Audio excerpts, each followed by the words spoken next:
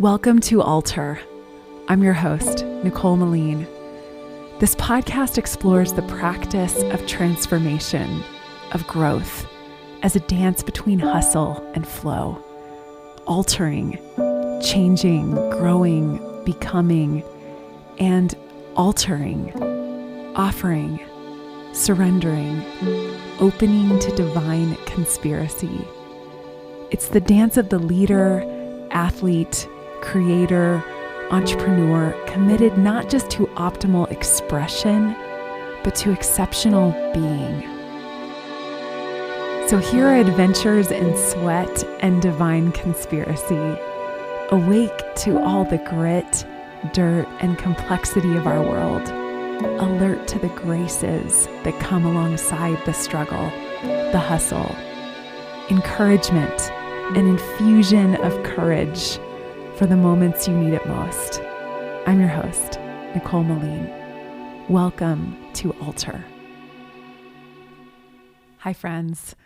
I'm offering a new live round of HIIT, my 6-week course to reset your nutrition, energy, mindset, and fall in love with your gorgeous, miraculous body. You can learn more and join now for our live communal journey, or anytime you're listening to this podcast episode at nicolemeline.com/HIIT. This is HIIT 6.0, the 6th time I've led this course, and it continues to be one of my greatest joys. The transformations it sparks in body and spirit are revolutionary and lifelong. If you seek a nutrition reset that nourishes your radiance, healing your relationship to your body, a meditation practice that fortifies you in choosing challenging growth, weight loss or body recomposition from a loving foundation of your miraculous already perfection, group mentorship sessions with me that welcome your story and questions, and a bravely honest, supportive community to hold you. Welcome. I'm saving you a seat, your name on a hand-drawn place card. I can't wait to hold space for your becoming. To celebrate this new round of HIIT, I want to share with you today 10 principles to nourish your radiance that we deep dive into in the course. Let's start with that phrase, nourish your radiance. Do you think about food this way?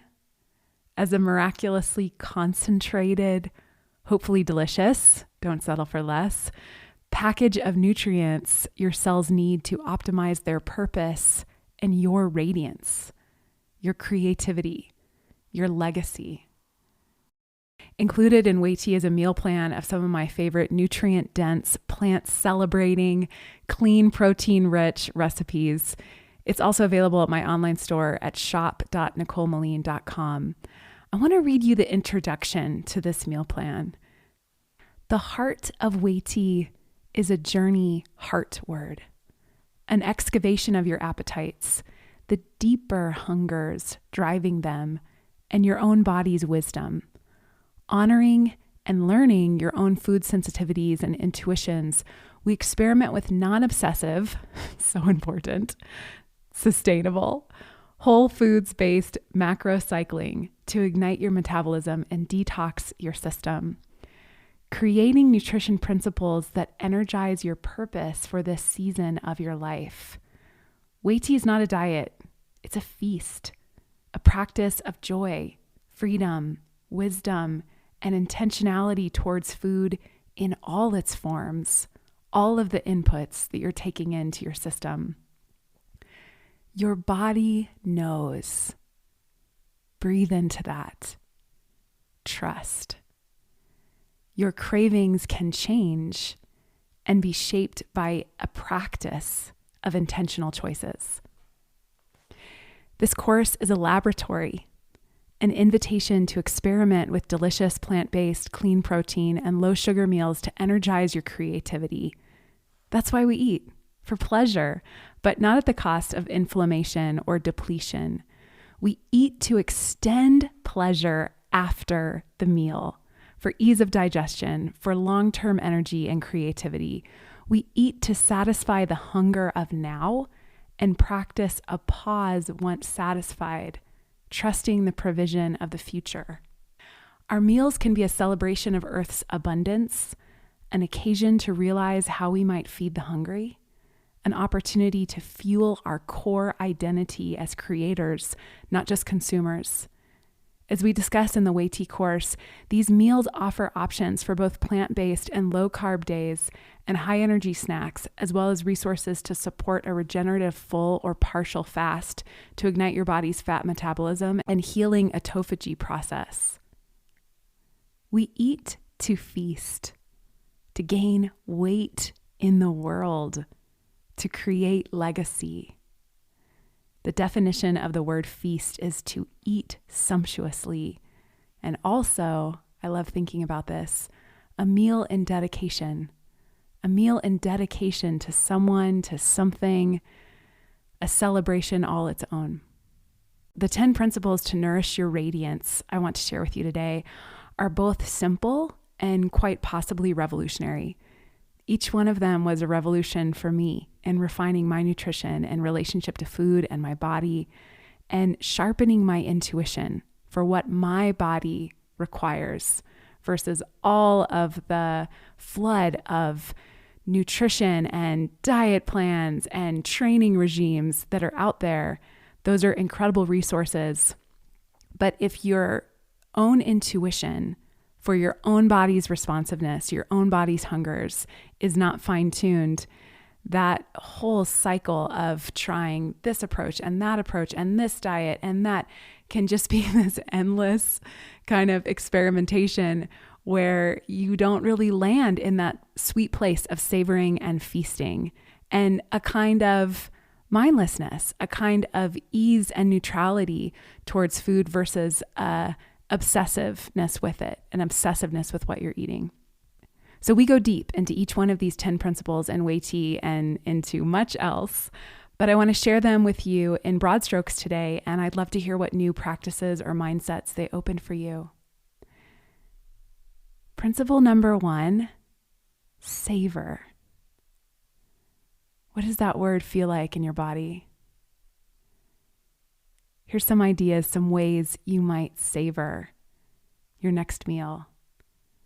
Set a place at a table, actual beautiful plate, glass, even candlelight, music while you cook, while you eat.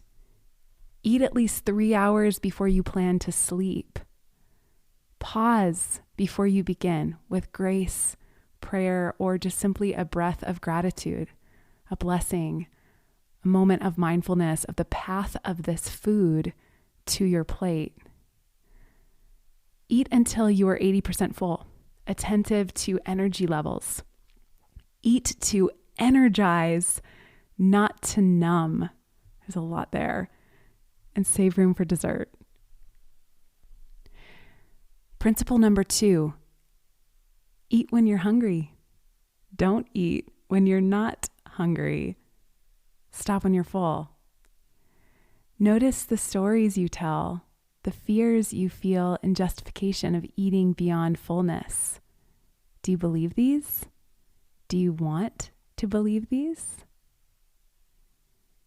Principle 3, focus on nutrient density and digestive and energetic feeling rather than an amount of calories. Principle number 4, eat more plants. When prepping any meal, start with plants. They are phytonutrient superpowers. If eating meat, invest in high quality, ethically raised, free range. And this probably means less of it because meat should be expensive. Think about that. To eat a life should be expensive. It should require us to really reconcile with the path of that meat to our plate and all that it means for our relationship to it. Principle number 5, you are what you eat. Your body constructs itself of what you consume. Just for a moment, reflect back on what you've eaten over the course of this last day. And what does it mean to you? How does it feel to you that you are what you eat, that your body is constituting itself, it's making itself of these nutrients that you've provided it? What quality fats, proteins, carbohydrates do you want to consume? What chemicals are you introducing into your system? Principle number 6, cook more often or find a highly trusted food delivery source. The only way to know what's in your food, the only way to truly know what's in your food, where it's come from and how it's been prepared is if you cook it. But also there's something to the meditation of preparing the meal that you're about to eat. It forces you in a gentle way into a kind of mindfulness and gratitude and understanding of what it means to eat the world, what it means to be a human that is required to eat the world to live. Principle 7, experiment with diets aimed at long-term health and longevity rather than short-term weight loss or muscle building strategies. Consider an elimination diet like Whole30 to discover food allergies or sensitivities. So many diets that are aimed at lose X amount of pounds in 20 days or 30 days, build muscle in a month. These diets that are aimed at training and performance oftentimes may not be the healthiest for your longevity, for the health of your heart, for the health of your circulatory system. So considering all that we know about how to eat for longevity, the book Blue Zones and Blue Zones also cookbook is a really wonderful resource on this. So important to look at any diet that you are experimenting with. And that's how I always think about it. I think about it as a laboratory. Look at it through the lens of longevity. Could I eat like this for the rest of my life, or at least for the next year, and have the entirety of my system, the entirety of my body in a healthier state than it is now? Or am I sacrificing that for a short-term goal? Principle number 8, fast. Practice intermittent fasting, even for as short as 10 hours. That would be mostly while you sleep. And experiment with longer periods of 12 to 14 hours or even a weekly or monthly 16 to 24 hour period. We go deep into fasting and weighty, the philosophy behind it, cautions around it, cautions in relationship to different moments of your life, the hormonal makeup that you have at different moments of your life. And what I always come back to in thinking about fasting is that it has been an ancient spiritual practice across all traditions forever. Of course, we can fast in relationship to food. That's kind of how we think of it most obviously. But fasting as a practice in relationship to anything in your life, I think especially any form of consumption where you feel like there's either a mindlessness, you've developed a mindlessness to it, not reflecting upon it, or an obsessiveness in it, or a kind of addiction to it, can benefit from fasting. A fast is just it's going to focus, it's going to demand your attention to this particular hunger. A fast demands your attention to a particular hunger. So of course, in relation to food, but also if you were to fast from anything in your life that is becoming nagging or kind of taking on a life of its own, it's a great practice. Even a half day or a 1 day fast. Social media is something that comes to mind, right? When we fast, suddenly we actually pay attention to how often we crave this and why we crave this. Why are we feeding ourselves this? Is it because it's actually nourishing us, or is it because it's numbing us in some way? Fasting can be the most powerful practice to bring attention, which is the beginning of devotion, to any corner of our lives. Principle number 9, drink alcohol in moderation, as most alcohol is high in sugar and a depressant. If you drink, how can it be ceremonial to more deeply engage you in life rather than disengaging? Big questions, right? So often we think about our relationship to alcohol, maybe first and foremost in terms of addiction, like is there is this desire for this taking on a life of its own? We also think about not drinking so much that you're out of your mind in some way, that you're out of your presence in some way, that you're drunk in some way, you're high in some way. But I think we think of it less just even in terms of the chemical makeup of the substance. Alcohol is high in sugar. And as we really dive into in weighty, refined sugar is, first of all, a relatively new creation in human history. And it's everywhere. When you start to look at food labels, which we do in this course, it's mind-blowing how much sugar is in so many processed foods. So it's one of those magical substances like salt, like fat, sugar, salt, and fat, that we have an instant draw to. We have an instant tendency to overindulge in because of a deep evolutionary process that trains us to prepare for times of scarcity. So sugar is high calorie food. Fat is high calorie food. Salt just explodes the flavor in anything. So we have an evolutionary tendency that's like millennia deep to overindulge in these things. But as has come out over the last few years in relationship to just about every disease, cancer feeds on sugar. Alzheimer's, cognitive decline explodes on sugar. So just having a consciousness and awareness that alcohol is literally sugar, and it's also a depressant. So it has a chemical makeup that's actually going to tend to pull you down.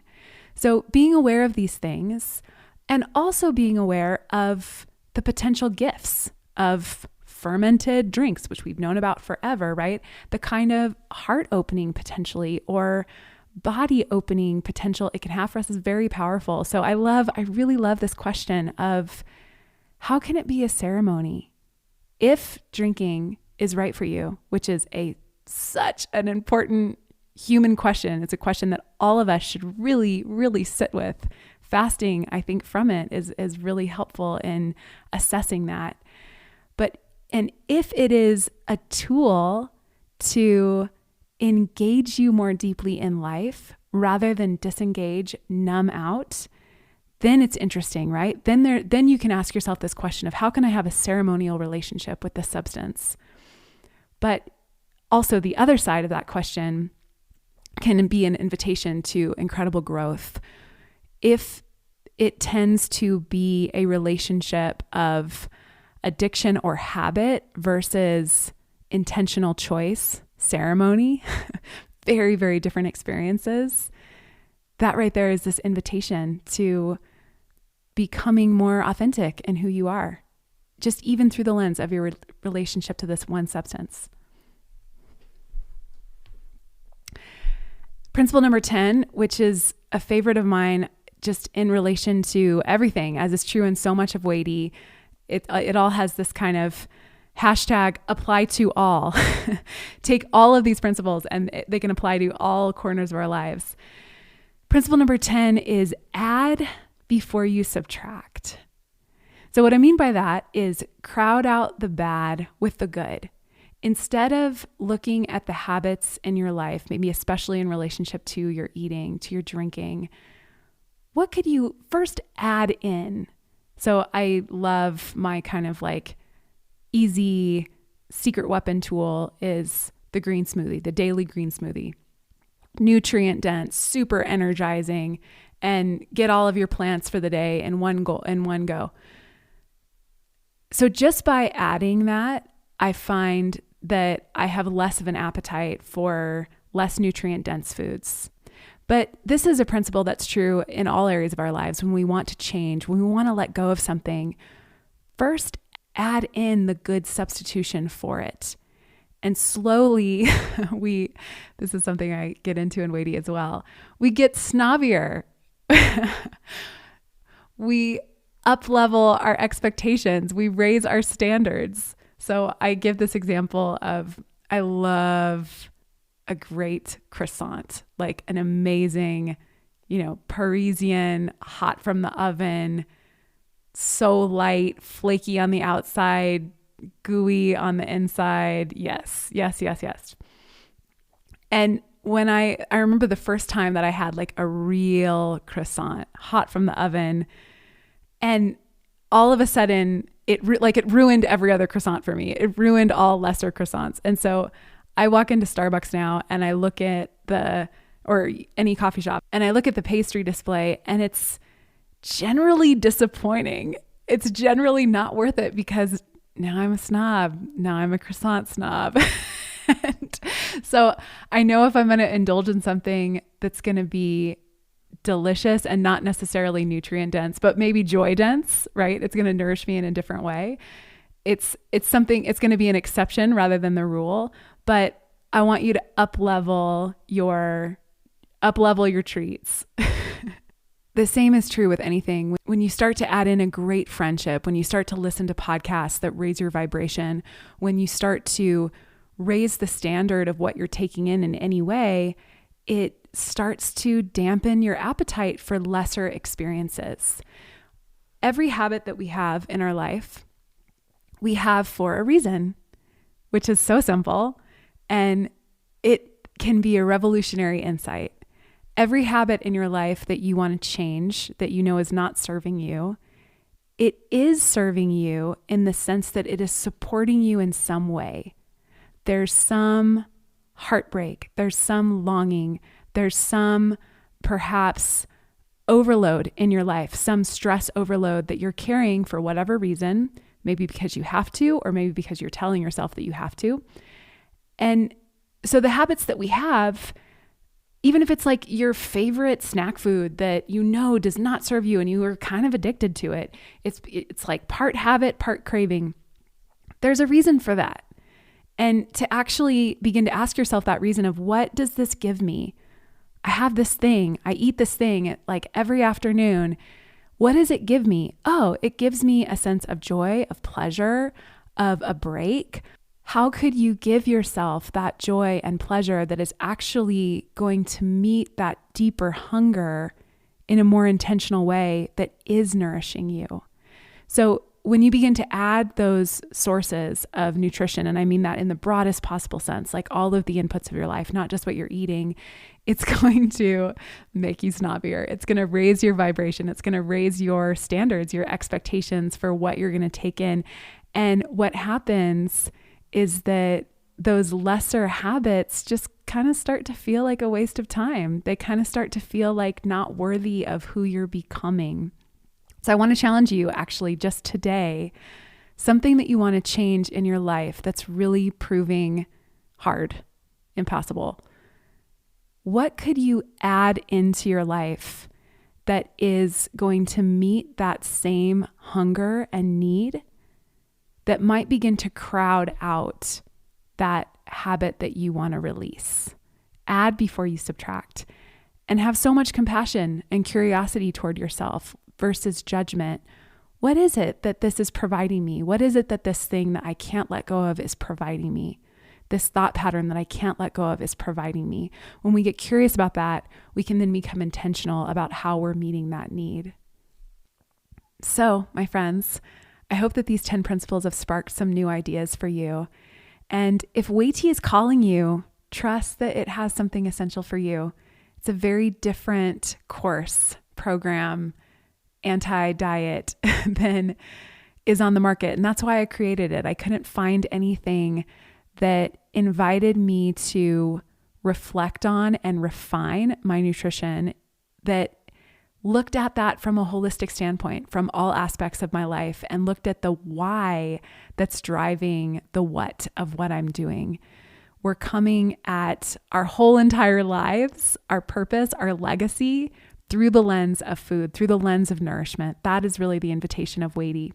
So you can learn more of everything that is included in the course at nicolemeline.com/weighty. I'm going to be leading a live session, a live round of Weighty that begins on January 22nd. So if you would like a community to support you and to be able to participate in live group coaching with me, this is the time. And if you're listening to this podcast whenever, and maybe there's not a live round going on, you can also join and do self-study through the whole course on demand, lifetime access at your own pace and on your own time.